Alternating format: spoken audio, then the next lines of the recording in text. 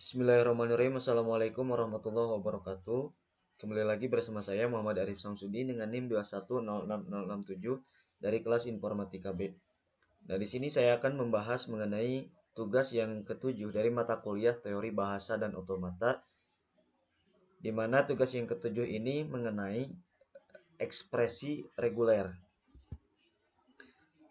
Poin yang akan dibahas pada tugas yang ketujuh ini yaitu mengenai eh, bagaimana membuat DFA dari suatu ekspresi reguler, kemudian berikan ilustrasi dengan sebuah contoh bahasa reguler. Nah, seperti yang kita ketahui, bahwasanya dalam suatu tata bahasa itu didefinisikan dengan 4 tupel. Di antaranya yang pertama itu ada pi, di mana pi ini merupakan himpunan simbol variabel. Kemudian ada t, di mana t ini merupakan himpunan simbol dari terminal. Kemudian ada P itu merupakan kumpulan aturan produksi, dan ada S di mana S ini merupakan simbol awal. Nah, sebuah bahasa dinyatakan reguler jika terdapat finite state automata yang dapat menerimanya.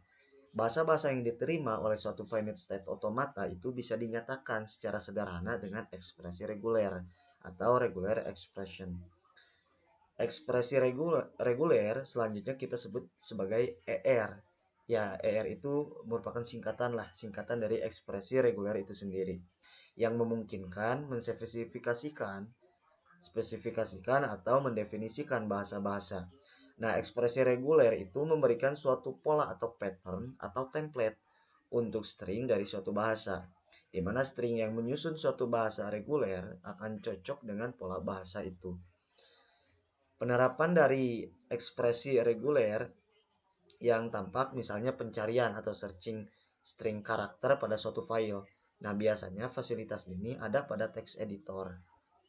Kemudian dalam kasus itu dilakukan penerapan finite state automata pada string-string atau untai-untai yang terdapat dalam uh, file tersebut. Yaitu mungkin sekilas mengenai teori dari dalam membuat DFA dari suatu ekspresi reguler atau mengenai ekspresi reguler itu sendiri.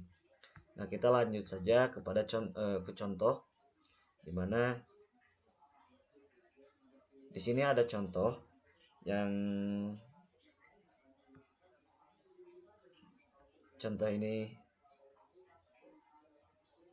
ini tersebut, di mana instruksinya itu buatlah DFA yang menerima bahasa berupa string berakhiran 00, di mana sigmanya itu diketahui 01. Nah, langkah pertama yang harus kita lakukan yaitu membuatkan ekspresi regulernya. Di mana di sini sudah saya buatkan ekspresi regulernya yaitu 0 tambah 1 dan 00, yang ini merupakan akhirannya yaitu 00. Kemudian setelah kita membuatkan ekspresi regulernya, kemudian kita buatkan diagram NFA-nya dan tabel transisi NFA. Nah, di sini sudah disajikan mengenai diagram NFA-nya, di mana state awalnya yaitu A dan state akhirnya adalah C. Jika state awal A itu diberikan inputan 0 akan menghasilkan A itu sendiri, kemudian akan menghasilkan B. Dan B jika diberikan inputan 0 itu akan ke state akhir atau C. Nah, setelah kita membuat diagram NFA, kita buatkan tabel transisi NFA. Nah, ini state awal A jika diberikan inputan 0 itu akan ke A dan juga B. Kemudian jika diberi inputan 1 itu akan ke state dirinya sendiri yaitu A. Kemudian B jika diberikan inputan 0 itu akan ke state akhir C. Kemudian jika diberikan inputan 1, ini karena tidak ada inputan satunya berarti kosong. Begitupun seterusnya, ke bawahnya juga sama seperti yang pertemuan sebelum-sebelumnya. Nah, setelah kita membuatkan diagram NFA dan juga transisi NFA-nya, setelah itu kita buatkanlah DFA-nya. Nah, ini merupakan DFA-nya. Setelah dibentuk, ini hasil dari ekuivalensi ke DFA-nya. Dimana jika state awal A itu diberikan inputan 0 akan menghasilkan AB. Dan jika diberikan inputan 1 itu akan ke dirinya sendiri yaitu ke A.